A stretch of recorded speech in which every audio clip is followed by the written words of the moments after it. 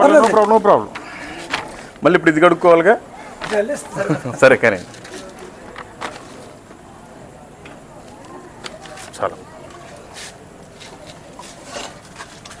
అది బా ఏంటి కూరలు ఇన్ని వేసారు అసలు. చాలమ్మా చాలు వద్దమ్మా చాలు.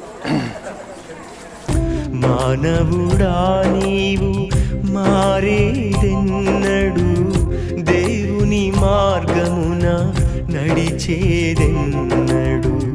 మానవుడా